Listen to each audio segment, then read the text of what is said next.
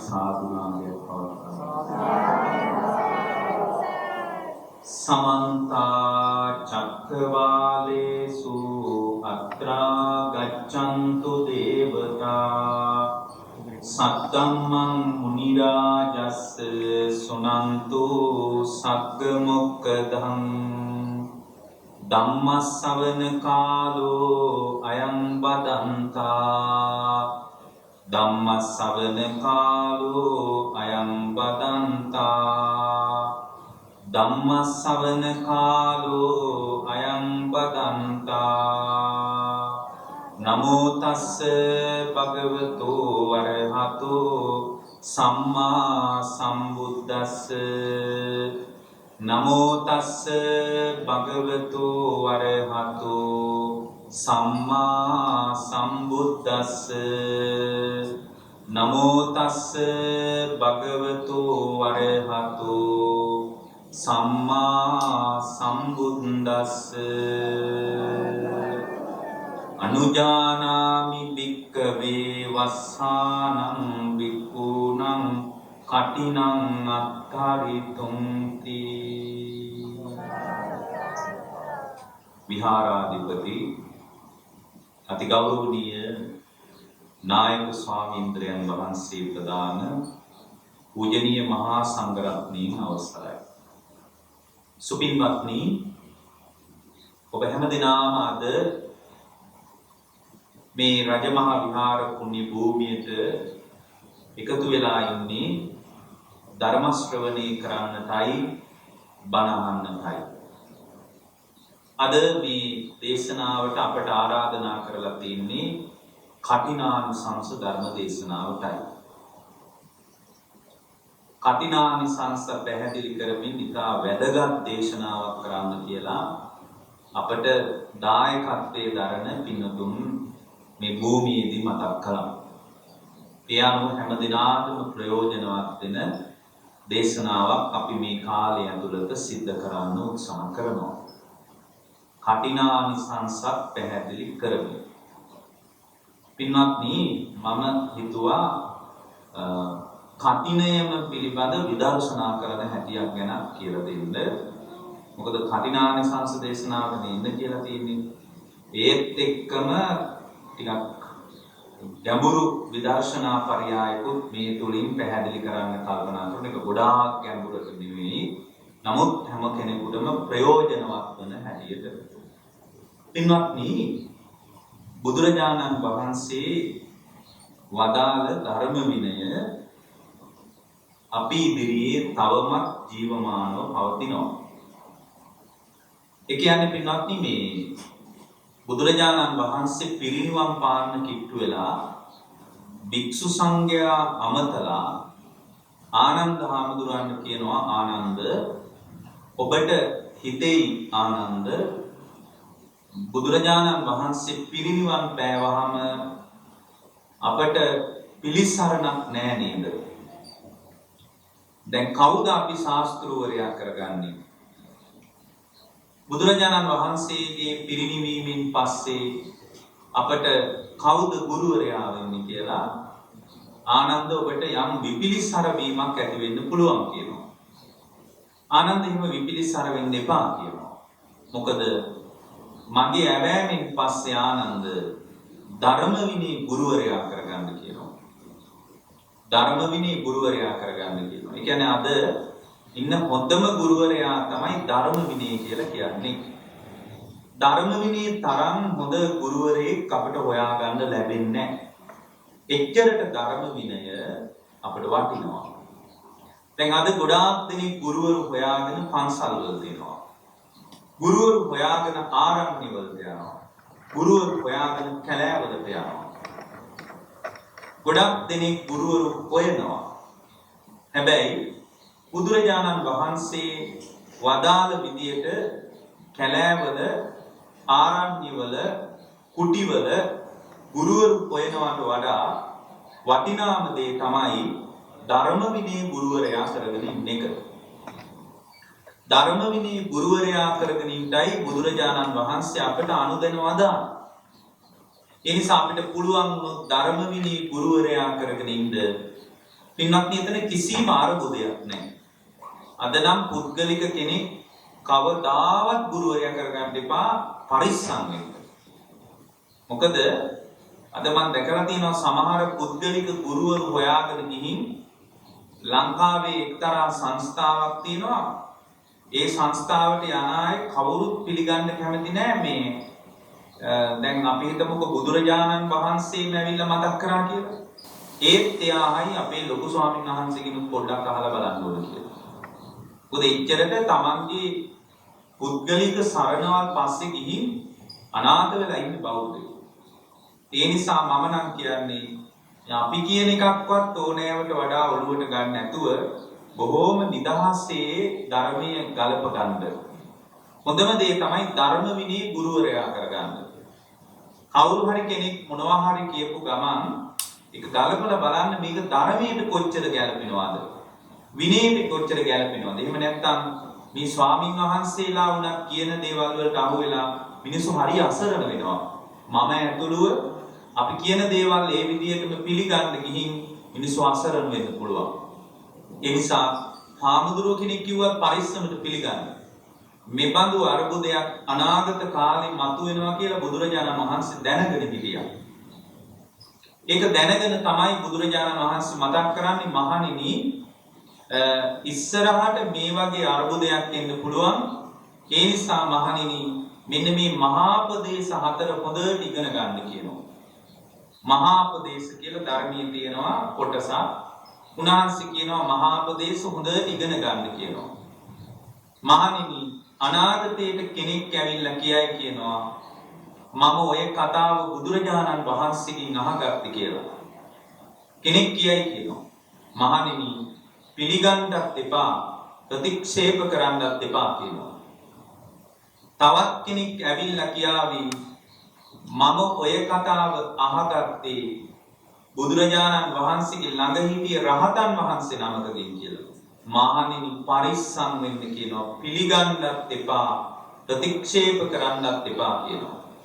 තවත් කෙනෙක් ඇවිල්ලා කියයි කියනවා මම ඔය වගේ කතාවක් මේ මගේ ශ්‍රාවකයන්ට කිව්වා. ඒගොල්ලෝ හොඳට නිවුණ මේ බලන්න මගේ ගෝලියෝ පිරිස කියලා Tamanගේ පිරිස පෙන්නයි කියනවා. කියන තව විදිහකින් කිව්වොත් ගොඩාක් පිරිස පිරිවරාගෙන ඉන්න ගුරුවරයෙක් කියයි කියනවා මම කියන දේ අහන්න කියලා. මහණෙනි ඒත් පිළිගන්න එපා ප්‍රතික්ෂේප කරන්නත් එපා කියලා. ගෝලයෝ ගොඩාක් ඉන්නවා කියලා පිළිගන්න එපා කියලා. ප්‍රතික්ෂේප කරන්න එපා කියලා. ඒක පිළිගන්නවත් ප්‍රතික්ෂේප කරන්නවත් හේතුවක් නෙමෙයි. පිරිස ගොඩාක් ඉන්න පුළුවන්. දැන් ලංකාවේ සමහර තැන් තියෙනවා ඒ අය ඒවා පිළිගන්නේ මේ දැන් මට මතකයි එක වතාවක් කිව්වා ඔය ලංකාවේ අධර්මවාදී කියලා කණ්ඩායමක් මෑත කාලේ මතුවුණා. ඒ අයගේ ආයතන වලට විරුද්ධව විවිධාකාරයේ කණ්ඩායම් නැගී හිටියා. පින්වත්නි ඒ අය අතර කියපු කතාවක් තමයි සමහර අය කිව්වා ඔය බලන්න දැන් ඒවා තුල කොච්චර ඇත්තක් තියනවද කියලා මේ ඒ තැන් වලට යන්නේ වෛද්‍යවරු ඉංජිනේරු මහත්තුරු යන්නේ කියලා. ඒ කියන්නේ යා කියන්නේ ඉංජිනේරු මහත්තුරු යනවා නම් ඒක පිළිගන්න ඕනේ කියලා. වෛද්‍යවරේ වෛද්‍ය වෘත්තියට ජේෂ්ඨයෙක් වුණාට බුදුදහම ඉදිරියේ ලදරුවෙක්. එයා මොනවද බුදුදහම ගැන දන්නේ? ඉංජිනේරුවෙක් එයාගේ විෂය ගැන ප්‍රවීණෙක් වෙන්න ඇති. එයා ඒක ගැන දන්නව ඇති. හැබැයි ඉතින් බුදුදහම ඉස්සරහා මහා බොළඳ ළමෙක් වගේ මොකක්වත් තේරෙන්නේ නැහැ. හිත කියන්නේ මොකක්ද? හිතේ විශ්ලේෂණය මේවා මොකක්වත් තේරෙන්නේ නැහැ. එහෙම මිනිස්සේ ඕනම වෙලාවක අහු වෙන්න පුළුවන්. ඒ නිසා අද නම් හරීම පරිස්සම් වෙන්න ධර්ම විනය හොයාගනිද්දී. දැන් මේ ධර්ම විනයට අදාළ ඊටාම බාරදූර පින්කමක් තමයි කටින චීවර පූජාව කියලා කියන්නේ. කටින චීවර පූජාව කියලා කියන්නේ බොහොම වටිනා අවස්ථාවක්. ඇත්තටම කටින පින්කම් නම් අද හරිම අඩුවෙන් කෙරෙන්නේ පන්සල්වල. ලොකු පෙරහැරවල් කළාට ගොඩක් තැන්වල කටින පින්කම් කෙරෙන්නේ අඩුයි. හේතුව තමයි මිනිස්සුත් හිතාගෙන ඉන්නවා කටිනේ කියන්නේ සිවුරක් ගෙනල්ලා පන්සලට පූජා කරාම කටිනයක් කරා කියලා. සමහර අයගෙන් කටින පින්කමක් කරා කොහොමද කරේ කියලා අහුවම කියනවා අපි අලි මෙච්චර ගෙනාවා නැටුම් කණ්ඩායම් මෙච්චර ගෙනාවා කියලා තමන් කරපු දේවල් කියනවා. ඇත්තටම කටින පින්කමකට නැටුම් අදාළක් නැහැ, අලි අදාළක් නැහැ. අලි කියන්නේ නැටුම් කියන්නේ කටින පින්කමට සම්බන්ධ දේවල් නෙමෙයි. සමහර විට ලක්ෂ ගාණක් වියදම් කරලා කටින පින්කමක් කරලා කටිනානිසංස ලැබිලත් නැහැ. මට මතකයි මම අත්දැකපු සිද්ධියක් කියන්නම්. එක්තරා වෙලාවක පින්වත්නි කටින චීවර පූජාවක් කරන්න මේ මිනිස්සු ගොඩාක් මහන්සි වුණා. ඒ විශාල පිරිසක් එකතු වෙලා කරේ කටින පින්කම ඔය කැලණිය පැත්තේ.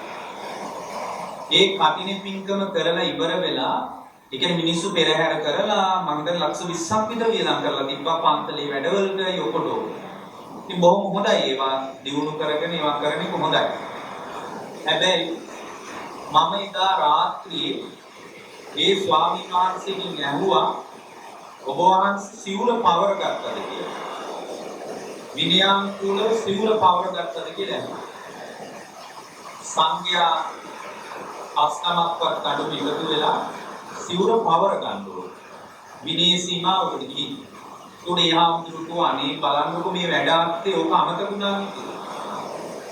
ඊට ලක්ෂ 20ක් විතර වියදම් කරලා කරාපු කටින පින්කම ඕකදෙනම කියලා. විපාක කියන්නේ මිනිස්සු හිතාගෙන ඉන්නවා මේ සිවුරක් පූජා කරාට පස්සේ කටිනයක් කියලා නෑ. කටිනයකට අදාළ ගොඩාක් දේවල් තියෙනවා. ඒ ඔක්කොම ගැන ඉහියොත් දැනගන්න ඕනේ. ස්වාමීන් වහන්සේලා වඩා සංවේදීව ගැන සැලකලා බලන්න. ඒ ගොඩාක් තැන්වල විනයානුකූල වේ කටයුතු කරනවා. නමුත් සමහර තැන්වල ගොඩක් අවස්ථාවල අපි දකිනවා කටින පින්කම් වල ගැඹුරු අර්ථය මතු කරගන්න අදක්ෂ වෙන තැන්. පින්වත්නි කටිනය කියලා එකක් බුදුරජාණන් වහන්සේ අනුදැන වදාළේ බොහෝ කාලයකට පස්සේ. මුල් කාලේ කටින පින්කම් කියලා එකක් තිබෙන්නේ නැහැ. සිවුරු පූජාවක් තිබෙන්නේ නැහැ. වස්සාන ශික්ෂාවලින් නම් පනවල තිබ්බා. වස් කාලේ සියලුම භික්ෂුන් වහන්සේලා වස්වසන්තු ඒක මිනිස්සු ආරාධනා කළත් කරන්න ඕන ආරාධනා නොකළත් කරන්න ඕන. මිනිසුන්ගේ ආරාධනාව අපට අදාළ නැහැ. මිනිස්සු ආරාධනා කළත් නොකළත් උපසම්පදා හාමුදුරුවෝ වස්වසන්තු. උපසම්පදා හාමුදුරුවෝ කෙනෙක් නම් වස්වසන්න ඕන. ඒ වස්වසන්න බැරි වුණොත් ඒ උපසම්පදා හාමුදුරුවන්ට ආපත්තියකුත් වෙනවා. ඉතින් මේ ස්වාමීන් වහන්සේලා වස්වැසුවට මුල් කාලේ ওই කටින චීවර පූජා කතා මොකක්වත් තිබ්බේ නැහැ. ඔබට මතක ඇති බුදුරජාණන් වහන්සේ පහළ වෙලා මුල් කාලේ වද්දවග්ගිය කුමාරවරු කියලා 39ක් බුදුරජාණන් වහන්සේගේ ශාසනය මහණ වුණා. එතකොට මේ මුල් කාලේ හාමුදුරුවෝ 39ක් ඇත්තටම මේ අය මේ ධර්මයේ දියුණු කරන්න ආවා කියලා හිතන්න අමාරුයි. මුල් කාලේ මේ හාමුදුරුවෝ මේ බද්දවග්ගිය කුමාරවරු කියන්නේ බොහොම සල්ලාල කොල්ලෝ ටිකක්. ඉතින් මේ අය 29 දෙනෙකුට ගෑනු ළමයි හිටියා, එක කොල්ලෙකුට කෙල්ලෙක් හිටියේ නැහැ. ඒ නිසා සල්ලි වලට තරුණියක් කරා තියෙනවා. ඔන්න ඒ කාලේ බුද්ධ කාලේ හිටපු සමාජයේ හැටි. ඉතින් කැලේ ගියා බොහොම විනෝදෙක. ඉතින් මේ තරුණියෝ ටික නානකොට අර සල්ලි වලට ගත්ත තරුණිය බැලුව බොහොම සල්ලිකාර තරුණියෝ වගේ. හොඳම දේ තමයි ඔය තියෙන දැන් මේ ඔක්කොම නානකොට අර ආභරණ ගලවලා තියෙනවනේ. ඔය ආභරණ ටිකක් අරගෙන පින්වත්නි මේ කාන්තාව හිමීට බලාගෙන. දැන් නාලා ගොඩට ඇවිල්ලා බලනවා මොකක්වත් වස්ත්‍ර මේ ආභරණ නැහැ. දුවගෙන ආවා. එනකොට බුදුරජාණන් වහන්සේ වැඩ ඉන්නවා. බුදුරජාණන් වහන්සේගෙන් විමසුවා උන්වහන්සේ පාර ආයිනි වැඩ හිටියේ නිසා බුදුරජාණන් වහන්සේගෙන් විමසුවා ස්වාමීනි මේ මෙතනින් ගෑනු කෙනෙක් එහෙම යනවා දැක්කද කියලා. එතකොට මේ කාන්තාව ගැන බුදුරජාණන් වහන්සේ මතක් කරනවා මේ ආර්ය කුමාරවරුනි මේ වෙන ගැහැණු කෙනෙක් ගැන හොයන එකද ශ්‍රේෂ්ඨ තමන් ගැන හොයන එකද ශ්‍රේෂ්ඨ කියලා. දැන් අපෙන් ඔය වගේ කතාවක් ඇහුවොත් කියයි මේ හාමුදුරු රවුල ගිනි අරන් ඉද්දි සුරුටුපත්තු කරන්න ගාව කියලා. අද නම් ස්ථීරව කියනවා එහෙම ඥානිකුත් නැහැ. එතකොට මේ කුමාරවරු කිව්වා ඉතින් තමන් ගැන හොයන එක තමයි ශ්‍රේෂ්ඨ. එහෙනම් කොහොම වාඩි වෙන්න මම තමන් ගැන හොයන විදිය කියන්නම් කියලා බුදුරජාණන් වහන්සේ බණ කියනකොට මේ 39ටම ජීවිතයේ අවබෝධයේ පැත්තට ඇවිල්ලා මේ 30 දෙනාම පැවිදි වුණා ඔක්කොම මාර්ගඵල ලාභ. හැබැයි රහත් උන්නේ කවුරු? අවුරුදු 20ක් යනකම් ලැබපු මාර්ගඵලයේ දියුණු කරගන්නත් බැරි වුණා. අවුරුදු 20ක් යනකම්. එතන අවුරුදු 20ක් ලැබපු මාර්ගඵලයට වඩා වැඩි යමක් මේ අයට හම්බ වුණේ නැහැ. ඒ අය තමයි කල්පනා කරේ කමක් නැහැ අපි දැන් බුදුරජාණන් වහන්සේ මුණ ගැහෙන්න යමු කියලා පාත්‍ර සිවුරු අරගෙන බුදුරජාණන් වහන්සේ හොයාගෙන වැඩම කළා. ඔය වඩින අතරේ පින්වත්නි පාවා කියන නගරයට කිට්ටු වුණා. ඒ වෙනකොට වස් කාලය ආවා, වස් වැසුවා. අද වගේ නෙමෙයි මාස 4ක් එක දිගට වස්සාන ඍතුවේ වහිනවා. මේ වස්සාන ඍතුව එක දිගට වහින එක නිසාම පින්වත්නි වැස්සෙන් හරියට පීඩාවට පත් වෙන මාර්ග හොද්දටම මඩ වෙලා. අද වගේ කොන්ක්‍රීට් දාපු තාර දාපු පාරවල් නැහැ. ඒ නිසා ගොඩාක් පාරවල් මඩ වෙලා. ඉතින් මේ මඩ පාරවල් වල අස්ව කරත්ත ගිහින් හරකුන්ගේ ගැල් ගිහින් හොද්දටම මඩ වෙලා. ඇයි මාස 4ක් නේ? දවසක් දෙකක් සතියක් හමාරක් නෙමෙයි. මාස 4ක් එක දිගට වැහැලා. ඉතින් මේ හාමුදුරුවෝ මහා පවාරණී කරලා උන්වහන්සේලා වැඩම කළා. වඩිනකොට පින්වත්නි සමහර තැන්වල ධන හිසක් දක්වා එරෙනවලු. ඊගාර පාංශකූලික සිවුරු දරාගෙන හිටින. පඩු පොපු සිවුරු. අර මඩ වලින් තෙත් වෙලා පඩු බේරෙන්න පටන් ගත්තා. ඉතින් මේ හාමුදුරුවෝගේ කකුල තියෙන තැනින් ගලන මඩ පාර නලලට වදිනවලු එච්චරට පාරවල් අමාරුයි. ඉතින් පාවා නුවර ඉඳලා සවැත් නුවරට බුදුරජාණන් වහන්සේ හොයාගෙන වැඩම කළා. ඒ වෙනකොට පටිවිසුරු කතාන්තර මොකක්වත් නැහැ. ඉතින් බුදුරජාණන් වහන්සේ ඉදිරියට වැඩම කරලා බුදුරජාණන් වහන්සේට බොහෝම පිළිසඳර කතාවක යෙදුණා. ඒ පිළිසඳර කතාව තියෙනකොට මේ ස්වාමීන් වහන්සේලාගේ සිවුරු හොද්දටම මඩ වුණා. බුදුරජාණන් වහන්සේ බොහෝම අනුකම්පාවෙන් එදා පාවෙය්‍යක සූත්‍රයෙන් බණ කිව්වා. ධර්ම දේශනාව අවසන් වෙනකොට මේ 39ම සිව්පිලි සිවියාපත් මහරහතන් වහන්සේලා බවට පත් වුණා. අයියට තටු නැති හංසයන්ට තටු ලැබුණා වගේ උන්වහන්සේලා ඉහළ අහසට පැන නැගලා වැඩම කළා. එදා බුදුරජාණන් වහන්සේට උපස්ථාන කරන ආනන්ද හාමුදුරුවෝ ඉක්මනින් ඇවිල්ලා අර හාමුදුරුවෝගේ සිවුරු මඩ වෙලා නිසා ආසන ලෑස්ති කළා. උණු පෙන් ලෑස්ති කළා, සිසිල් පෙන් ලෑස්ති කළා. මේ අතර ආනන්ද හාමුදුරුවෝ දුවගෙන ඇවිල්ලා බුදුරජාණන් වහන්සේගෙන් විමසුවා ස්වාමීනි මේ අලුත ආරාමික ආපු හාමුදුරුවෝ 39ක් ආවා. උන්වහන්සේලා පේන්නේ නැහැ.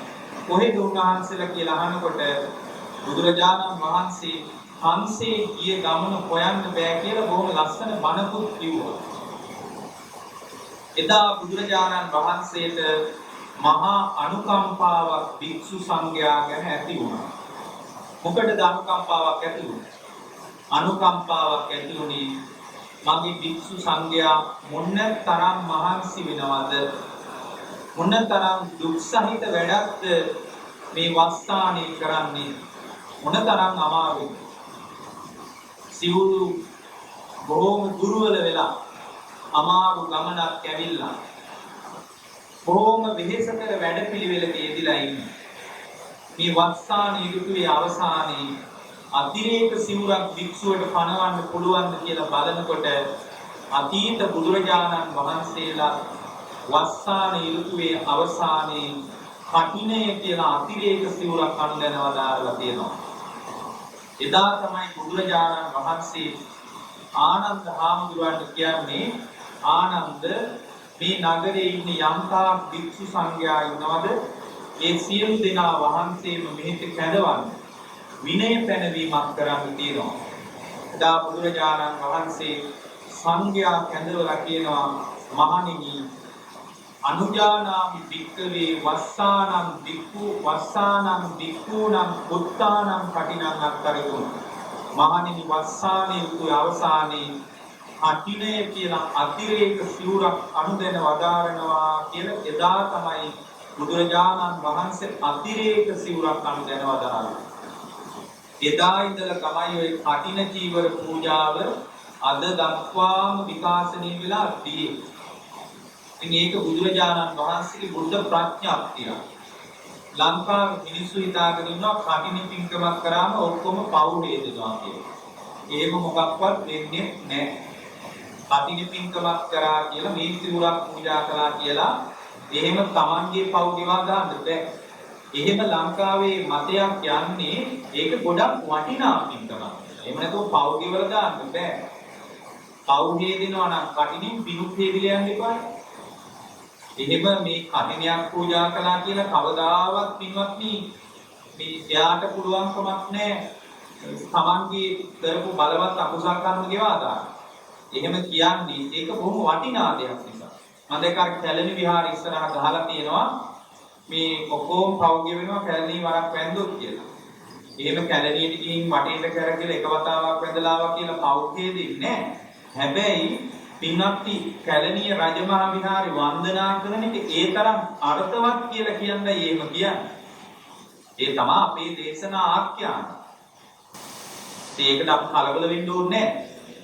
මේ කටිනි චීවර පූජාව කියන්නේ මේ බුද්ධ ශාසනය ලැබිච්ච වටිනාම අග්‍රගණ්‍ය පින්කම කියලා කියන්නයි දැනුගත් ධර්මදර විනයදර බහුශ්‍රුත ධර්මානුගම්ම ස්වාමින් වහන්සේලා මෙබඳු කාරණයක් අපට මතු කරන්නේ.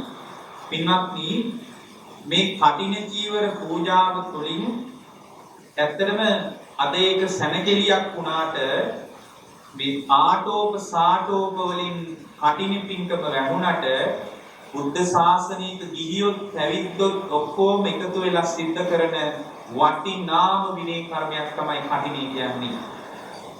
කටිනියක් කරගන්න අදාළ කාරණා සම්පූර්ණ වෙන්න ඕන. ආවට ගියාට කටින පින්කමක් කරන්න බෑ. පින්වත්නි කටින චීවර පූජාවක් කරන්න පෙරවස් සමාදන් වූ භික්ෂුවක් ඉන්න ඕන. පෙරවස් සමාදන් වෙලා සීමාවේදී විනය අදිෂ්ඨානය කරලා පොහොය කර්ම කරලා පෙරවස් ශික්ෂාව සමාදන් වෙච්ච භික්ෂුවක් ඉන්න ඕන. මිනිස්සු කටිනේ ආරාධනා කරපු දවසේ ඉඳලා පින්කම කරන්නේ කොහොමද කියලා හිතනවා. ඇත්තටම එහෙම කරගන්නත් බෑ.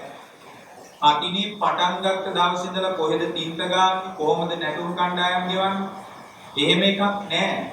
වස් ආරාධනා කරලා මාස 3ක් වක්සාන ශික්ෂාපදේ හාමුදුරුවන්ට රැක ගන්න බැරි වුණොත් ඒ භූමියේ කටින චීවර පූජාවක් කරගන්න බැහැ.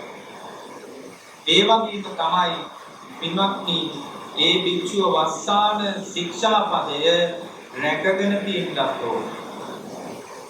පහුගිය පොහොය දවසේ වගේ පොහොය දවසක මහා පවාරණී ඒ ස්වාමීන් වහන්සේ පවාරණය කරලා තියෙන්නත් ඕන. අවුගිය පොහොය දවසේ හාමුදුරුවෝ විනය සීමාවට එකතු වුණා. ඒ විනය සීමාවට එකතු වෙලා මහා පවාරණී කරලා තියෙන්නත් ඕන. එදා ඉඳලා දවස් 29ක් ඇතුළත කටින පින්කම කරලා තියෙන්නත් ඕන. ඒ කියන්නේ මහා පවාරණී කරපු දවසේ ඉඳලා දවස් 29ක් ඇතුළත කටිනේ කරලා තියෙනවා. නැත්තම් කටින පින්කමක් වෙන්නේ නැහැ. ඒ වගේම දැන් මිනිස්සු දන්නේ නැති ඒවා ටිකක් තියෙනවා. දැන් සමහර මිනිස්සු කඩෙන් සිවුරක් ගෙනල්ලා පූජා කරනවා. ඒකට කිසි වරදක් නැහැ. කඩෙන් සිවුරු ගෙනල්ලා කටිනයක් කරලා පූජා කරන්න බාධාවක් නැහැ. හැබැයි බුදුරජාණන් වහන්සේ මතක් කරනවා කටින සිවුරක් කරලා පූජා කරනවා නම් කඩ 5ක් හෝ ඊට වඩා වැඩියෙන් මහලා තියෙනවා. කවුරුවත් හොයනවා. කඩ පහකට සිවුර කපලා තියෙනවා. දැන් මේ කඩවල් වල ඉන්න මිනිස්සු හොඳට සිවුර මාකට් කරනවා. මහන්න පින්වත්නි කඩ කපන්නේ නැහැ.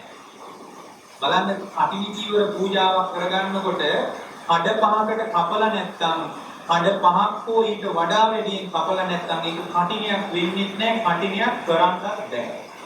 දැන් බලන්න මේක කොච්චර දැනගන්න ඕනේ.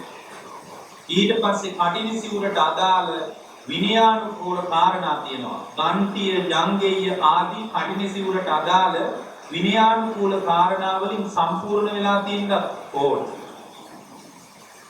ඒ වගේම පින්වත්නි එදාම සංඝයාට කටිනියක් සාංගික කරලා පූජා කරාම විනය සීමාවකට හෝ සංඝයා 5 නමක්වත් අඩු එකතු වෙලා 4 නමකට වැඩියෙන් එකතු වෙලා එදාම එක භික්ෂුවකට පවර ගන්නත් ඕන. කටිනියක් හැටියට සංඝයාට පවර ගන්නත් ඕන. පවරගෙන එදා රාත්‍රියේ ඉඳලා මාස 5ක් එක දිගට කටිනානිසංස ලැබෙනවා. ඒක කටිනේ බාරගත්ත භික්ෂුවටත් ලැබෙනවා. කටිනේ පූජා කරපු දායකයාට එක දිගට මාස 5ක් කටිනානිසංස ලැබෙනවා. ඇයි මේ විදි එකම සිවුරු කොයිතරම් පූජා කරන්න පුළුවන්? ඇයි මේ වගේ සිවුරක බිඹදු කතාවක්? පින්වත්නි, ඔකට බොහොම ලස්සන සූත්‍රයක් තියෙනවා රත විනීත සූත්‍රය කියලා. රජුරු යුද්ධයට යන්න ලෑස්ති වෙලා රජුරු කියනවා එක්තරා වෙලාවක රතකාර කියන්නේ කරත්ත හදන මිනිස්සයාට කතා කරලා කියනවා මම අදින් මාස 5කින් පස්සේ යුද්ධයකට යනවා උඹ හොඳ කරත්තයක් හදපන් කියලා. මාස 7ක් තියෙනවා හොඳ වයින් කරත්තයක් හදපන් යුද්ධයක හරියට විදියට කියලා. ඉතින් මේ රතකාරට ගිහින් කරත්තේ වැඩ පටන් ගත්තා. හොඳ වයින් කරත්තයක් හදන්නයි කිව්වේ. හොඳ වයින් කරත්තයක් හදනවා නම් ඉතින් සෑහෙන කාලයක් යනවා. රජු මාස 6මාරකින් ගෙන්නුවා. ගෙන්නලා ඇහුවා උඹට දැන් කරත්තයක් හදන්න කිව්වා කරත්තේ වැඩ කොහොමද කියලා. ඒ කියනවා රාජතුමනි කරත්තේ කොහොම වුණත් ඔන්න එක රෝදයක් නම් හදලා තියෙනවා. මොනවා දැන් උඹ මේ මාස 6මාරක එක රෝදයක් හැදුවේ? අනේ ඕ රාජතුමනි හොඳට පදම් කරලා එක රෝදයක් හදාගන්න. දැන් තව සතියකින් යුද්ධේ තියෙනවානේ. එක රෝදකින් කොහොමද කරත්තයක් හදන්නේ? දැන් මේ කාලය ඇතුළත මට කොහෙන් හරි කරත්තයක් ඕන. ඔබට පුළුවන් ද කරත්තයක් හදන්න? රාජතුමනි මං හදලා දෙන්නම් කිව්වා. සතියයි කිව්වා. සතියකින් කරත්තේ හදලා දෙන්නම් කිව්වා. රජුක ආයනකින් හදාපන් කිව්වා. මේ මිනිස්සයා ගිහින් දැන් යුද්ධෙට හෙට යනවා. රජුරුවන් ඉතිස්සල දවසේ ඉන්නේ කිව්වා. කරත්තේ හැදුවා. ඔව් රජතුමනි හැදුවා. රජුරවන්ට කේන්ති ගියා. ඇයි? සතියයි කරත්තේ හදන්න යන්නේ මාස 6මාරක් එක රෝදයක් හදලා. රාජ්‍ය සම්පත් අවභාවිතා කරලා. අපිට හොඳට පුරුදු වෙනවා. මේක එතකොට රාජ්‍ය සම්පත් අවභාවිතා කරා කියලා දඬුවම්. එතකොට රජුරවන්ට කියනවා අනේ නෑ රජතුමනි මම එහෙම කළේ නෑ. මම ඔබතුමාට ඒක පෙන්නන්නම් කියලා අර සතියක් ඇතුළත හදපු රෝදේ මාස 7මාරක් ඇතුළත හදපු රෝදේ රජුරු ළඟට ගෙනාවා. රජුරු ඇහුවා සතියක් හදපු රෝදේ මෙන්න මේක. මාස 6මාරක් මේ රෝදේ. රජුරු හොඳට බැලුවා. වෙනසක් නැහැ. බැලුවට හොයන්න බෑ වෙනසක්. ඊට පස්සේ මේ මිනිස්සයා කන්දක් උඩට අරගෙන ගිහින් මේ රෝද දෙක තල්ලු කරලා අතෑරියා. එක රෝදයක් කැරකිලා ගිහින් ඒම් පොළවේ පින්වත්නි විජුව හිට්ටා. හැබැයි එක රෝදයක් කැරකිලා ගිහින් පොළවට පතිත වුණා. ඊට පස්සේ ਉਹ කියනවා රජතුමනි යන්න බලන්න වෙනස. මාස 6මාරක් පදම් කරලා හදපු රෝදේ තමයි අර කෙලින් ගිහින්. අනිත් රෝදේ තමයි පොළවට පතිත වුනේ. බැලුමට වෙනසක් නැති වුණාට රජතුමනි මේකේ ප්‍රමිතියේ වෙනසක් තියෙනවා. අන්න ඒ වගේ සමහර වෙන සිවුරු ඔක්කොම ගත්තාම කටිනි සිවුරක් ගත්තාම හොයන්නත් බෑ වෙනසක්. හැබැයි මාස 4ක් කුසලයෙන් බලවත් කර කර සැලසුම් වෙන නිසායි කටින චීවර පූජාවක එබඳු විපාකයක්. මාස 4ක් සිතින් බලවත් කරගන්නවා කුසලය. වචනේනුත් බලවත් කරනවා, කතා කරනවා.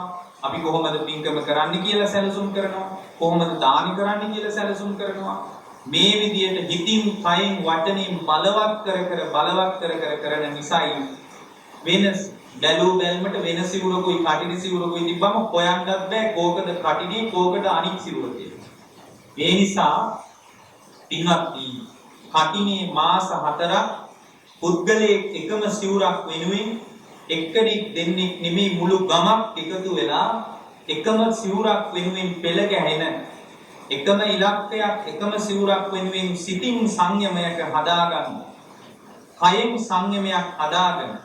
වචනයෙන් සංයමයක් හදාගන්න. එක ජීවරයක් වෙනුවෙන් සැලසුම් කිරීමයි බලවත් වෙන්න බලපෑම. අනිත් එක තමයි මේක බුදුරජාණන් වහන්සේගේ විනය ප්‍රඥාප්තිය. ඉතින් මේ විදිහට කටිනියක් පූජා කළාම පින්වත්නි ඒ කටිනිය පූජා කරගත්ත දවස දැන් අද නම් කටිනි සිවුර පූජා කළේ අද ස්වාමීන් වහන්සේලා සිවුර කාට හරි කෙනෙකුට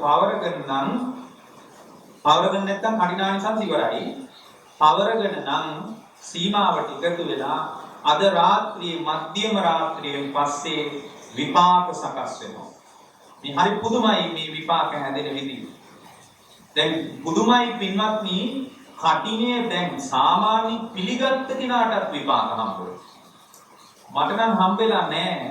කටිනේ බාරගත්ත දිනාට මෙච්චර විපාක හම්බෙන්න කුසලයක්. දැන් සිවුර හම්බෙන්නේ හාමුදුරුවන්ට. ඒ සිවුර ගත්ත හාමුදුරුවන්ට කටිනානිසංස 5ක් ලැබෙනවා. අනාමන්ත චාරය, අසමාදාන චාරය, ඝනභෝජනය, යාව දත්ත චීවරේ, යේත తත්‍ර චීවර උපාද කටිනානිසංස කියලා. මේ හාමුදුරුවන්. ඒතර හාමුදුරුවන්ට සිවුර ගත්ත කෙනාට එහෙම විපාක හම්බ වෙනවා නම් සිවුර පුදාපු කෙනා ගැන කවර කතාවද? ඒ නිසා මේවා මං හිතන්නේ කටිනයක් කරන්න කලින් මිනිස්සු දැනගන්න. මේ කටිනයක් කරලා ඉවර වෙලා දැනගන්න එක ඉතින් බලවත් කරගන්න හොඳයි. පොඩිවත් අඩුපාඩුවක් නොවෙන්න ඒක බලවත් කරගෙන පුදා ගන්න මේක හරි ලස්සන විපාකයක්. අනාමන්ත චාරය. අනාමන්ත චාරය කියන්නේ ස්වාමින් වහන්සේ නමක් ආරාමෙන් එළියට යනවා නම් ඒ ආරාමේ ඉන්න හාමුදුරුවන්ට කියලා යන්න ඕන. කියලා යන්න බැරි වුණොත් එහෙම ඒ භික්ෂුවට ආපත්‍තියක් වෙනවා. හැබැයි කටිනේ ගත්ත දවසේ ඉඳලා මාස 5ක් යනකම් ඒ භික්ෂුවට ඕන තරම් එළියට යන්න පුළුවන් දන්වන්නේ නැතුව. අර මුලින් කියාපු ඇවත වෙන්නේ නැහැ. හරියට සක්විති රජ කෙනෙක් සක්විති රජුවන්ට වඩා උඩින් කෙනෙක් නැහැ. ඒ නිසා සක්විති රජ කෙනෙක් යන්න ඕන තැනකට සක්විති රජු යනවා. අන්න ඒ වගේ මොනතරම් වැඩි හිටි හාමුදුරුවෝ හිටියක් කටිනේ බාරගත්ත භික්ෂුවට මාස 5ක් යනකම් අනාමන්ත චාරය කියලා කටිනානිසංසයක විපාකයක් විදියට මහා බලවත් කුසලයක් රැස් වෙනවා. ඒ වගේ මේ භික්ෂුවගේ විනය ලිහිල් වෙනවා. අන්න ඒකයි. විනය ශික්ෂාවලට අභියෝග කරන්න පුළුවන් පින්කමක් කටිනේ කියන්නේ. මොකද මේක විනය කර්මයක්. අසමාදාන චාරය. අසමාදාන චාරය කියන්නේ තුන් සිවුර තියෙන්න ඕන භික්ෂුවගේ ළඟ. රෑ නිදා ගන්නකොට අත්පස හරි දෙපොට සිවුර තියෙන්න ඕන.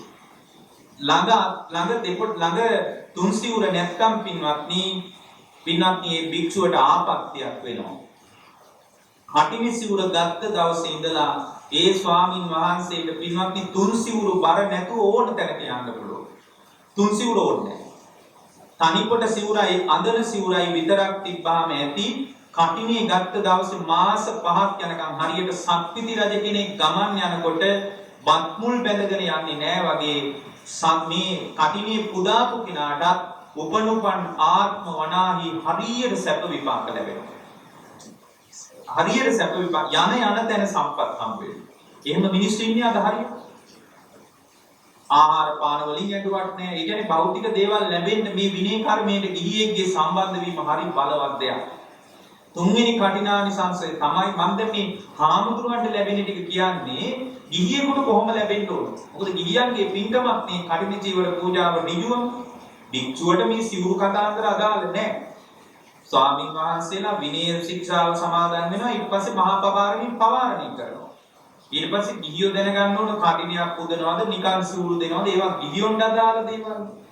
ඒ කටිනිය බාරගත්ත භික්ෂුවට ඝන භෝජනය කියලා ආනිසංසයක් ලැබෙනවා. පින්වත්නි භික්ෂුවකට නම කියලා දානෙට ආරාධනා කළොත් 3 නමක් හෝ ඊට වඩා වැඩියෙන් ගිහින් මේ දානෙ ටික වැළඳුවොත් එහෙම ඒ වළඳන භික්ෂුවට පින්වත්නි ඝන භෝජනය කියන කටිනානිසංසය නොලැබී ඇතනම් ඒ භික්ෂුවට නම කියලා දානෙට ආරාධනා කරලා 3 නමකට වඩා වැඩියෙන් ගිහින් වැළඳුවොත් පින්වත්නි පාචිත්‍ය කියලා අවතක් වෙනවා. ඒ නිසා නම කියලා දානෙට ආරාධනා කරන්න එපා. අපි අලුත් සහල් දානෙ තියෙනවා ඔබ වහන්සේලා වඩින්න. අපි කඩල දන්සලක් දෙනවා වඩින්න. නම කියලා ආරාධනා කළොත් ඒක අකැප භෝජනයක් කියලායි බුදුරජාණන් වහන්සේ වදාළා. 3 නමක් හෝ ඊට වඩා වැඩියෙන් ගිහින් වැළඳුවොත් හලාහල විසක් වළඳනවා වගේ කියලායි බුදුරජාණන් වහන්සේ වදාළා. ඒ කියන්නේ මේ බුදුරජාණන් වහන්සේගේ විනය ශික්ෂා ගැන මේ ගිහියොන්ට තේරෙන්නේ නැහැ නේ.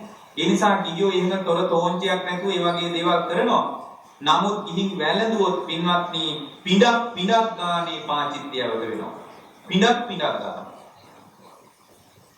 එතකොට මේ කටිනේ බාරගත්ත මාස 5 කටිනානිසංස ලැබෙන මාස 5 ඝන භෝජනයේ කියන ආනිසංසයෙන් පින්වත්නි ඕන තරම් ආරාධනා කළොත් ගිහින් වළඳන්න පුළුවන්. නම කියලා ආරාධනා කරත් වළඳන්න පුළුවන්. බලන්න අකැප භෝජනයේ කැප වෙන්න තරම් කටිනයක් බලවත්. අකැප භෝජනයේ කැප වෙනවා භික්ෂුවට. හරියට වසවිස අමෘතයක් වෙනවා වගේ කියලායි ධර්මයේ ඔබ කියන්නේ. යම් වෙලාවක ඒ බඳු කටිනයක් පූජා කරන ගිහියෙකුට ඝන භෝජන ආනිසංස විපාකයෙන් සතෙක් සර්පෙක්ගෙන්වත් හානියක් වෙන්නේ නැහැ කියනවා. උපනෝපන් ආත්ම වනාහි පින්වත්නි වසවිසින් අපි අනතුරේ වැටෙන්න පුළුවන්. සමහර විට අපි ගන්න බෙහෙත් ටික නිසාම අපේ ජීවිතේට හානියක් වෙන්න පුළුවන්.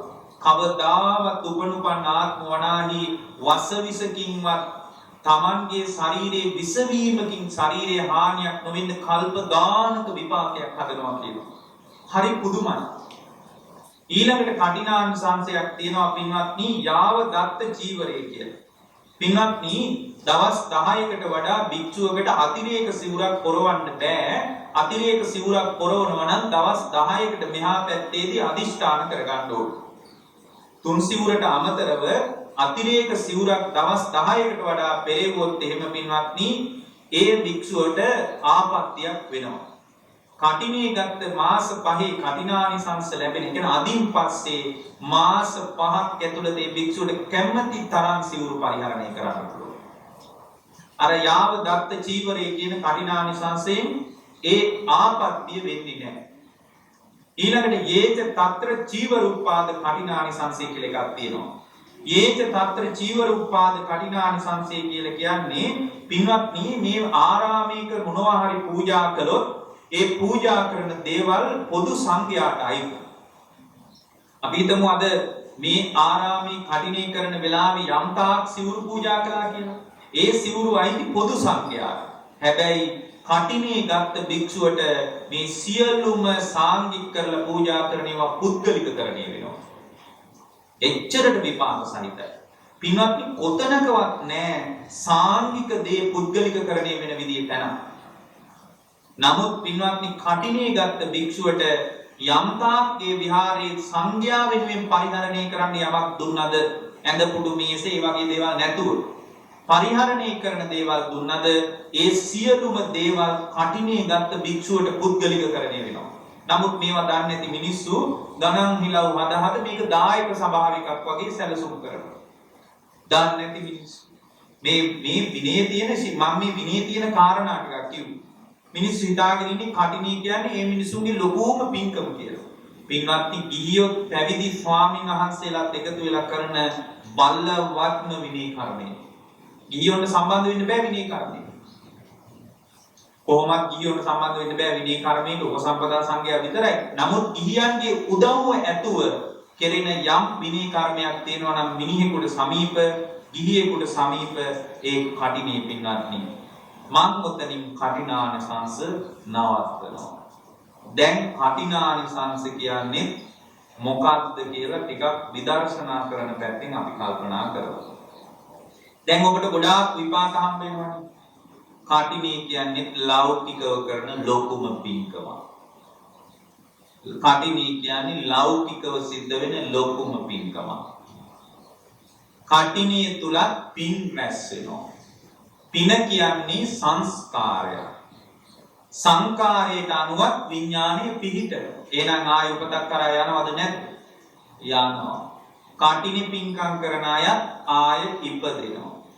බුදුරජාණන් වහන්සේ වදාළේ මහණෙනි අසුරු සැනක් ගහන මොහොතක්වත් මම භවයේ වර්ණනා කරන්නේ නෑ කියලා. මහණෙනි අසුරු සැනක් ගහන මොහොතක්වත් භවයේ වර්ණනා කරන්නේ නෑ. එහෙමනම් කටිනියන් භවයට නම් උදව් කරන්නේ.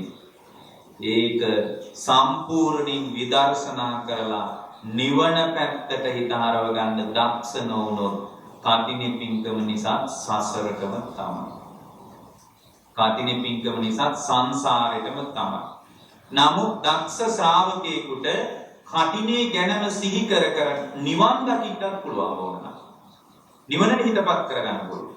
පින්වත්නි කටිනේ කියන එක නිසා ආයුෂේ වර්ණය සැපේ බලය ප්‍රඥාව ඕවා හම්බ වෙනවා. බුදුරජාණන් වහන්සේට වමනා වුණේ සංසාරේ නවත්තලා තියෙන ශ්‍රාවකෙක් බිහි කරන්න නෙමෙයි. බුදුරජාණන් වහන්සේට වමනා වුණේ භවයට වැටෙන්නේ නැතුව සංසාර දුක නිමා කරපු ශ්‍රාවකෙක් හදන්නයි. එබඳු බුදුරජාණන් වහන්සේ නමක් කටිනේ පින්කම් කර කර භවයට යන්න කවදාවත් බණ කියන්නේ නැහැ. අපි ඒ ටික විතරක් අල්ලගත්තට භවයට යන්න නෙමෙයි භවයේ නවත්තලා දාන්නම පුළුවන් කටිනේ. කටිනේ කියන්නේ පින්වත්නි සංඥා ගොඩක් විතර. හිතින්ම හදාගත්තේ ඒවා. හිතින්ම හදාගත්ත එකක් කියලා හොඳටම පේනවා කටිනේ සිවුරකුත් මේ පැත්තෙන් තියලා අනිත් පැත්තෙන් සිවුරක් තිබ්බට පස්සේ කෝකද කටිනේ කියලා හොයන්නත් බැහැ. අපි ඔළුවෙන් හදාගත්ත සංඥා ටිකක් තමයි මේක කටිනේ සිවුර කියලා. මේ ඔක්කොම මුළු විශ්වයේ පුරාම පවතින සංඥා ගොඩක්. සංඥාව කියන්නේ පුද්ගලයා මුලා කරන දෙයක්. දැන් මේ මගේව නෙමෙයි මම කියන්නේ. කෙනෙක් කියනකොට මේ මොනවද දැන් කියන්නේ කියලා.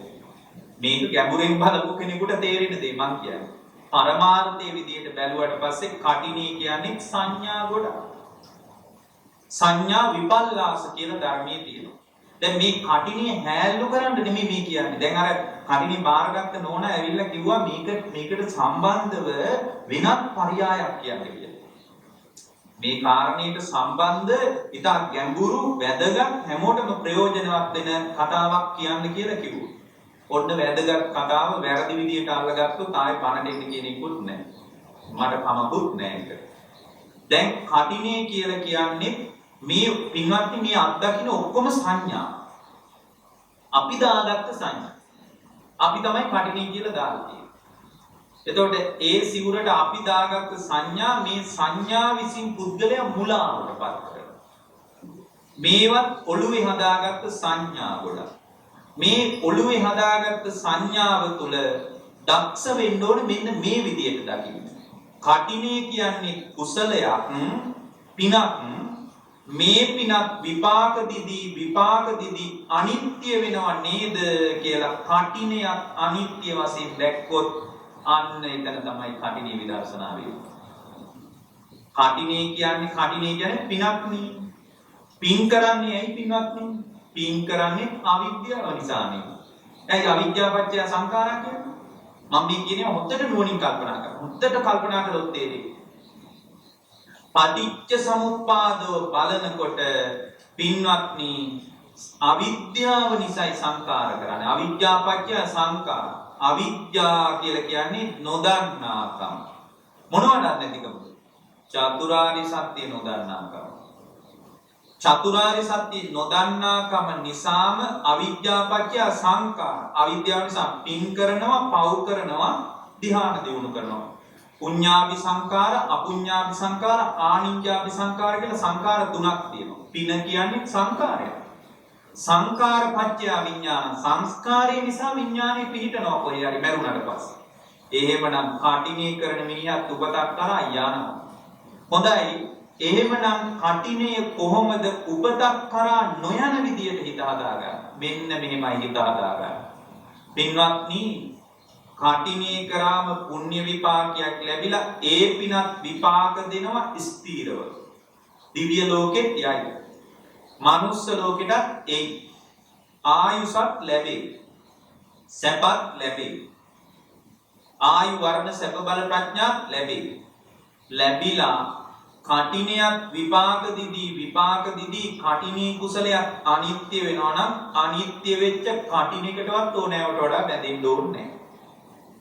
අනිත්‍ය වෙච්ච කටිනයකටවත් ඕනෑවට වඩා බැඳෙන්න ඕනේ නැහැ. මේකත් විපාක දීලා අනිත්‍ය වෙනවා නේද කියලා කටිනේ තුලින් අනිත්‍ය දැක්කොත් අන්නයාගේ හිත නිවනටපත් කරගන්න පුළුවන්. මොකද බුදුදහමේ කේන්ද්‍රගත කතාව තමයි අනිත්‍ය දුක්ඛ අනාත්ම කියන ස්වභාවය. අනිත්‍ය නම් අනිත්‍ය වෙච්ච දෙයක දුක පවතිනවා. කොහොමද දුක පවතින්නේ? කටිනේ නිසා විපාකයේ විදියට පින්වත්නි සැප ලැබෙයි. සැප කෙලවරේ අන්තිමටම දුක තියෙනවා. දිව්‍ය ලෝකේ යන මිනිහා ආයෙ නිරේට වැටෙනවා. പ്രേත ලෝකෙට වැටෙනවා. හතර අපායට වැටෙනවා. එහෙමනම් කටිනේ විපාකයක් විදියට පින්වත්නි සුගතියේ ගිහින් ආයෙ අනිත් පැත්තට කැරකිලා නිරේට නම් වැටෙන්නේ. ඒ බඳු කටිනයක් වුණත් ඕනෑවට වඩා ඔළුව තියා ගන්න ඕනේ නැහැ. ඇයි? අනිත්‍යයි. අනිත්‍ය නම් දුකයි. අනිත්‍ය තියෙන තැනක දුක තියෙනවා. දුක නම් මම කටිනයක් කරා මගේ කටිනේ මම තමයි කටිනේ පිංකම කරා කියලා මොනවද අල්ලන්න තියෙන්නේ? ඒකට කියනවා අනාත්මයි කියලා. අනිත්‍ය නම් දුකයි, දුක නම් මගේ ආත්මය කියලා මේ ලෝකෙ කිසිම දෙයක් අල්ලන්න නැත්තම් කටිනයක් විතරක් කොහොමද අල්ලන්නේ? ඔන්න ඔය විදියට කටිනයම විදර්ශනා කළොත් අනිත්‍ය දුක්ඛ අනාත්මය කියන එක තේරුම් අරගෙන අවශ්‍ය නම් හිත නිවනටම පත් කරගන්න පුළුවන්. කටිනේ ගැන සියලු ආකාරයෙන් හිත උපේක්ෂාවකට පත් කරගන්න. ඔකට අපි කියන්නේ සංඛාර උපේක්ඛා ඥානය කියලා. ඒවා සමහරට අහලත් නැතුව ඇති. සංඛාර උපේක්ඛා ඥානය සියලුම සංස්කාර ගැන මැදහත් වෙනවා. සියලුම සංස්කාර ගැන. දැන් පුණ්‍ය සංස්කාරයක් එකතුනේ මාස 3ක් 4ක් එකතු වෙලා බලවත් පිනක් කරගත්තා. ඒක ඇත්ත. විපාකත් අඩුවක් නැහැ. හැබැයි අවුල තියෙන්නේ මොකද්ද? කටිනේ විපාකේ අනිත්‍ය වෙනකොට ආයෙත් හතර අපායට වැටෙනවා. මේක කරපු පළවෙනි කටින පින්කම නෙමෙයි. සංසාරේ ඕන තරම් කටින පින්කම් කරලා ඇතියි මුල හොයන්නත් බැරුව ඉපදිලා. ඒතකොට මුල හොයන්නත් බැරි කාලයක් ඉපදී මෙරි එනකොට ඕන තරම් කටින පින්කම කරන්න ඇති. හැබැයි මෙච්චර කල් කටින පින්කම නෙමෙයි මගේ බුදු කෙනෙක්ගේ විශ්මිත ධර්මයයි. ඒ ධර්මයේ හරියට ඇල්ලුවා නම් මේ වෙනකොට මේ ශාලාවේ අපි ඉන්න විදියක් නැහැ.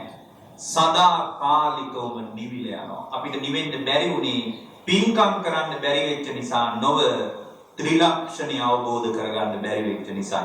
එහෙමනම් අපි දක්ෂ වෙන්න ඕන මේ කරන හැම පින්කමක්ම කැරකි අර ත්‍රිලක්ෂණය අවබෝධය කියන තැනට තමන්ගේ ජීවිතේ ගොඩනගා ගන්න.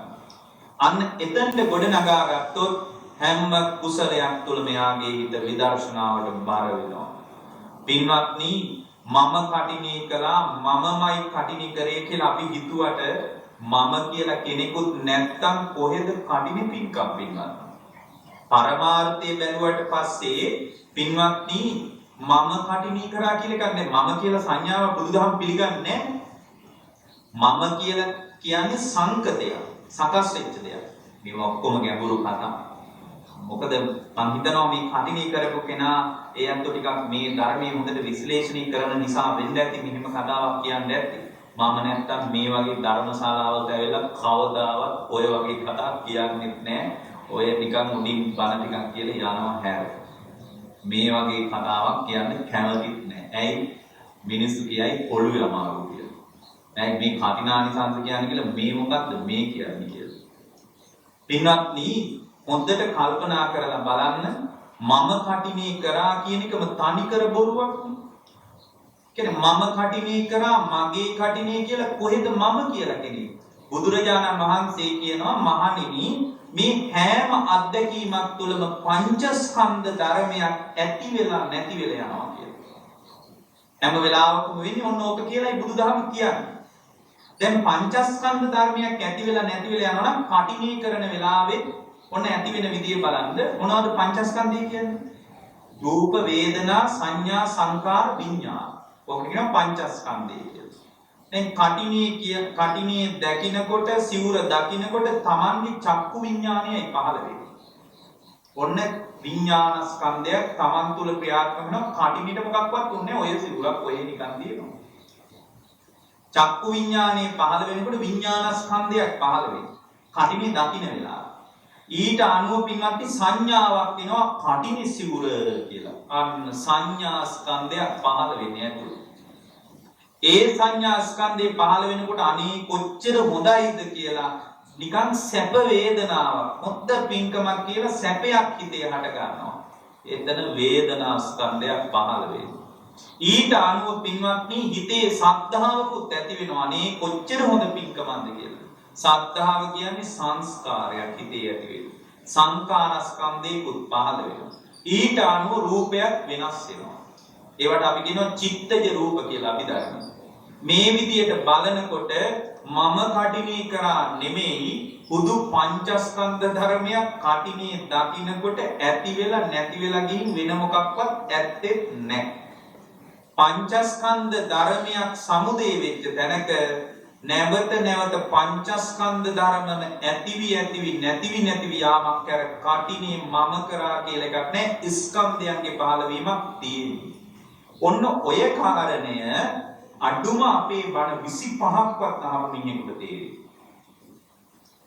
ඔය කාරණය එක දිගට ධර්ම දේශනා 25ක්වත් අහපු මිනිහෙකුට තමයි තේරෙන්නේ මෙතන තනිකරම ස්කන්ධ ධර්ම ටිකක් හටගෙන නිරුද්ධ වීමක් තියෙන. තව විදිහකින් කිව්වොත් නාම රූප ධර්ම ටිකක් විතරයි මෙතන ක්‍රියාත්මක වෙන්නේ. කටිනේ ආйти රූපයට, ඒක දකින්න ඇහත් ආйти රූපයට, ඒ ඔස්සේ හිතේ ඇති වෙච්ච සිතුවිලි ආйти නාමයට, නාම රූප ධර්ම ඇතිවි නැතිවි යනවා. මම කටිනේ කරා, මගේ කටිනේ, අපේ කටිනේ කියලා අල්ලන්න දෙයක්වත් නැහැ කියලා පරමාර්ථයට බැහැලා බලනකොට පින්වත්නි මේ ලෝකේ පුරාවටම ස්කන්ධයන්ගේ සමුදය වැය විනා වෙන කවර දෙයක්වත් ලෝකේ සිද්ධ වෙන්නේ නැහැ, සිද්ධ උනේත් නැහැ කියලා හිත මැදකට එනවා. අන්න ඒකට කියනවා සංකාර උපේක්ෂාව කියලා. හිත මැදට එනවා. අතීත පින්කම් කළා කියන සංඥාවත් අතහැරිලා යනවා. අන්න මැද. අනාගතයට මෙහෙම විපාක ලැබෙනවා නම් හොඳයි කියලා මවන්නෙත් නැහැ. අන්න මැද. අතීත සංකාරානුව දුවන්නෙත් නැහැ. අපි පින්කම් කළා, අපි දන් දුන්නා, එහෙම යන්නෙත් නැහැ. අනාගතයට අනේ දිව්‍ය ලෝක යනවා නම් හොඳයි විපාකයෙන්, සුගතිය යනවා නම් හොඳයි මනුස්ස ලෝකෙට, අනාගතයට හිත දුවන්නෙත් නැහැ. අන්න මැද. වර්තමාන. පින්වත්නි ඔතන කියන්නේ සංකාර උපේක්ෂාව කියලා. හිත මැදට එනවා. පින ගැන හිත මධ්‍යස්ථයි දැන්. පින්කලක් විපාක දිදී අනිත්‍ය වෙනවා නම් අනිත්‍ය වෙන පිනක් මොකටද මම බදාගන්නේ? අනිත්‍ය වෙලා යන පිනක් අභිනන්දනය කරන්නේ ඒ එහෙම කියලා පින ප්‍රතික්ෂේප කරන්නේ නැහැ. පින කරනවා බැඳෙන්නේ නැහැ. අන්න ඒක. අපේ මිනිස්සු බැඳිලා ඇලිලා තුරුල් කරගෙන ඉන්නේ පින. ඊට පස්සේ ඒ පින තුරුල් කරගෙන ඉඳලා මැරෙනවා. මැරිලා සමහර අය දුගතියට යනවා. හිතේ උපාදානේ නම් පිනවත් උපාදානේ කරන්න ඕනේ. පින නෙමෙයි නිවනවත් උපාදානේ කරන්න ඕනේ. මේ කියනවා ගැඹුරු. නිවනවත් ඕනෑවට වඩා උපාදානේ කරන්න ඕනේ. ඒක මම කියන එකද? නැහැ. බුදුරජාණන් වහන්සේ කියනවා නිබ්බානං නාබිනන්දති. මහණෙනි නිවනවත් අභිනන්දනය කරන්න එපා. නිවනවත් ඔය සංකාර උපේක්ෂාවට හිතපත් කරගත්තාම නිවනවත් අභිනන්දනය වෙන්නේ. අනුපාදිශේෂ පරිනිර්වාණ ධාතුව කියලා මොකක්ද ගන්න තියෙන්නේ කියලා නිවන ගැනත් හිත මැදට එනවා. මැදට ආවම හිතේ මැදහත් භාවයේ විතරක් ඉතුරු වෙලා අනිත් සංකාර ඔක්කොම නිරුද්ධ වෙනවා. පිනක් නිරුද්ධයි, පවක් නිරුද්ධයි. අන්න එතෙන්ද හිතපත් උනාට පස්සේ පින්වත්නි ඒ හිත ගැන මැදහත් වෙනකොට මැදහත් කියන එක විතරක් ඉතුරු වෙලා සියලුම දේවල් નિરાයාසයෙන් නිරුද්ධ වෙලා යනවා. එතනදී නිවන ගැනත් එයා මැදහත් වෙනවා. නිවන ගැනත් මැදහත් වෙනකොට හිත නිවනටපත් වෙනවා. අන්න ඔහොම ඕනනම් කටිනේ ගැනම හිත මැදට ගෙනල්ලා අතීත සංකාර අපි පින්කම කළා, අපි දන් දුන්නා, අපි මාසයක් දානි දුන්නා, අපේ ආවල් පිරිස මේවා කරා, චෛත්‍ය වුණු ගෑවා, මේ බිල්ඩින් වල ප්‍රතිසංස්කරණ කටේ ඔක්කොම අතහැරලා දානවා. අනාගතේ මවනවනේ දැන්. ඇයි? මෙච්චර පින්කම් කළා නම් මෙහෙම හම්බ වෙන්න ඕන. මෙච්චර දේවල් කරා නම් අනාගතේ දිව්‍ය ලෝකෙ මෙහෙම යන්න ඕන. මෙහෙම විමාන පහළ වෙනවා. ඔක්කොම අනාගතේ බොරුවක් පින්වත්නි. අනාගතේ කියන්නේ තනි කර නිකම් බොරුවක් නෙමෙයි පට්ටපල් බොරුවක් අනාගතේ. කොහෙද අනාගතේ කියලා එකක් තියෙන්නේ? මේ ගෙවෙන්නේ අන්තිම රාත්‍රිය නම් කොහොම අනාගතය? අනාගතේ සාපේක්ෂකයක් විතරයි. ඔබට සාපේක්ෂව අනාගතේ තියෙන්නත් පුළුවන් නැති වෙන්නත් පුළුවන්. ඒ බඳු අනපේක්ෂිත තියනවද නැද්දෝ කියලා දන්නේ නැති අනාගතයක් ගැන අභිනන්දනය කරන්නේ මොන මෝඩකමද? සාපේක්ෂයි අනාගතේ. සාපේක්ෂයි අනාගතේ අනුව දුවන්නේ නැහැ. දැන් අනාගතේ දිව්‍ය ලෝකයයිද අපායයිද මොකක්වත් හිතන්නේ. මේ පිනත් විපාක දිදි අනිත්‍ය වෙවි යන පිනක්මයි මේ කරගත්තේ කියලා හිත උපේක්ෂාවකින් මැදට ගෙනාවට පස්සේ එතන තමයි පිනත් සංඛාර උපේක්ඛා ඥානය ඇති වෙන්නේ. අවශ්‍ය නම් ඕක ගැඹුරින් කල්පනා කරලා උපේක්ඛා බොජ්ජංගය කියලා කියන්නේ තෝකයි. සප්ත බොජ්ජංග කියලා කියන්නේ ඕවා වැඩෙන විදිහ මිනිස්සු දන්නේ නැහැ. ඒ නිසා පින්වත්නි හිත මධ්‍යස්ථ තැනකට ගෙනල්ලා අතීතං නාන්වාගමේ අතීත පින අනුව දුවන්නේ නැහැ. නප්පටි කංකේ අනාගත පින මවන්නේ නැහැ. ලොකු පින්කමක් කරා තමයි. විදර්ශනාව පැත්තට එනකොට මවන්නේ නැහැ. වර්තමානයේ ඇති වෙන සියුම් දැනීම් සම්බන්ධ බොහෝම සිහියෙන් ඉන්නවා. එහෙම සිහියෙන් ඉන්න කෙනෙක් කවදාවත් අපාය කටිනේ කරපු මිනිහෙක් අපාය යන්න පුළුවන්. කටිනේ පින්කම් 100ක් කරපු මිනිහෙකුත් අපාය යන්න පුළුවන්. හැබැයි සංඛාර උපේක්ෂාවට පත් වෙච්ච මිනිහෙක් කවදාවත් අපාය යන්න. බලන්න එහෙමනම් මේ පින්කම තුලින්ම විදර්ශනා පරියායක් මතු කරගත්තොත් විතරයි එයා ස්ථාවර වෙන්නේ.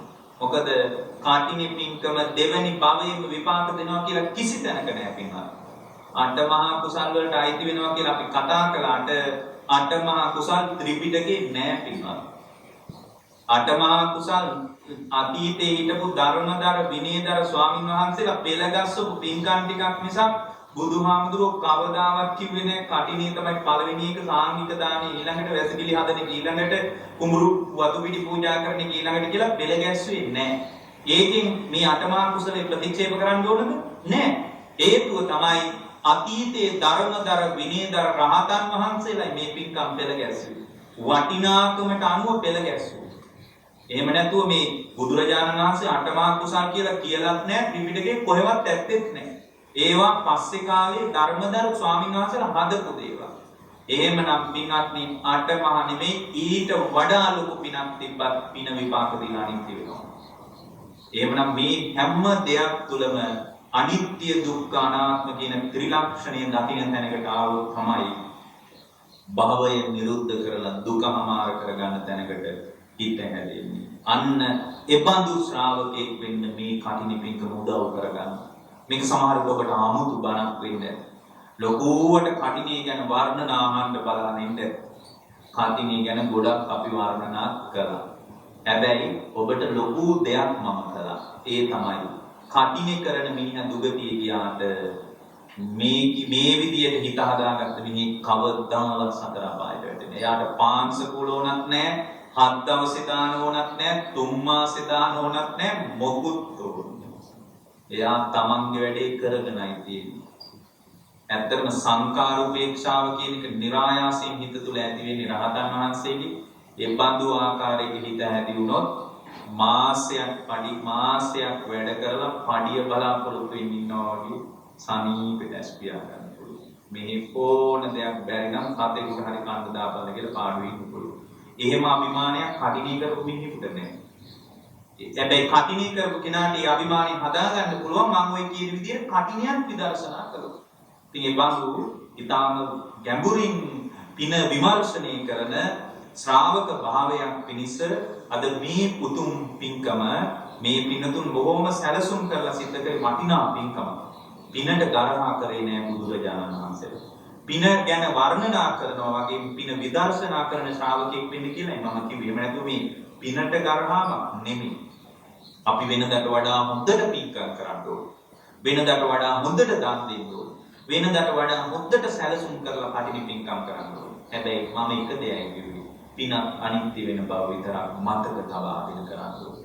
එතකොටයි පින තුලම විදර්ශනා කරලා නිවනට බර හිතක් හදාගන්න පුළුවන් වෙන්නේ. ඔබ හැම දිනාටම ජීවිතාවබෝධය, ධර්මාවබෝධය පිණිස මේ කුසල් බලවත් වේවා.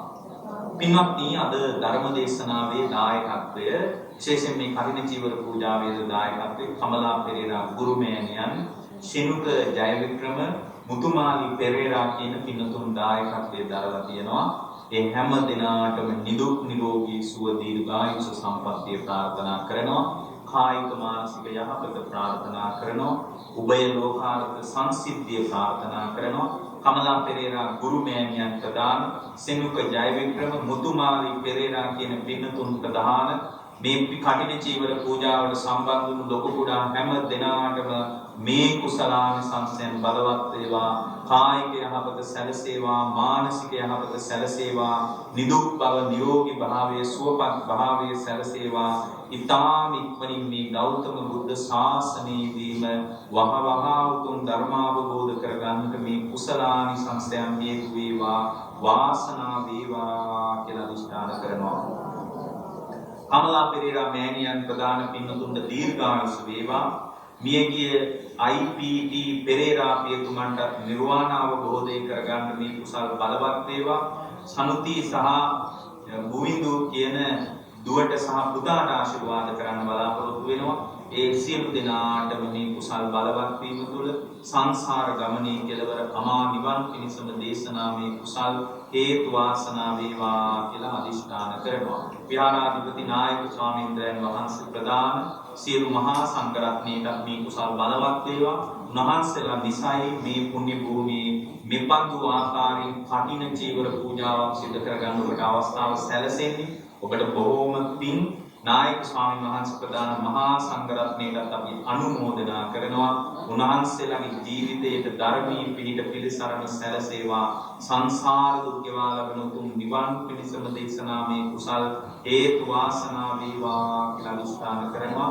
ගම්වාසී රටවාසී හැම දිනාට සෙත් ප්‍රාර්ථනා කරනවා. මියගිය සංසාරගත ඥාතීන්ට අනුමෝදනා කරනවා.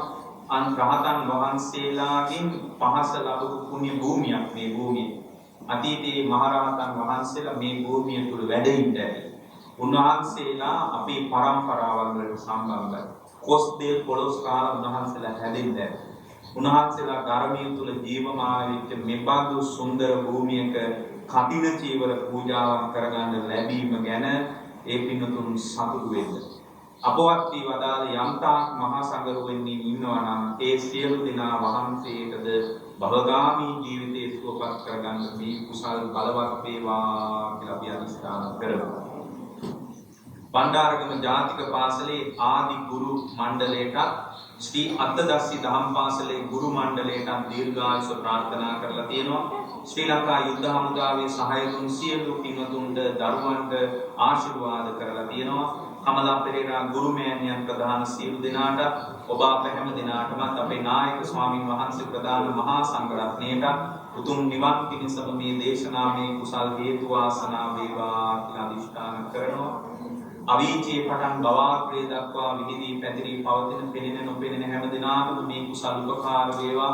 සතරවරන් රජදරුවන් සක්දෙවිඳුන් ප්‍රදාන සියලු දිව්‍ය රාජ මණ්ඩල වලට බ්‍රහ්ම රාජ මණ්ඩල වලට මේ කුසල් බලවත් වේවා. සියලු දෙවියන් ප්‍රධාන ඔබ අප හැම දිනාටම මේ කුසලානිසංසයන් බලවත් වීම තුළ සංසාරික පරිදාහය නිවේවා.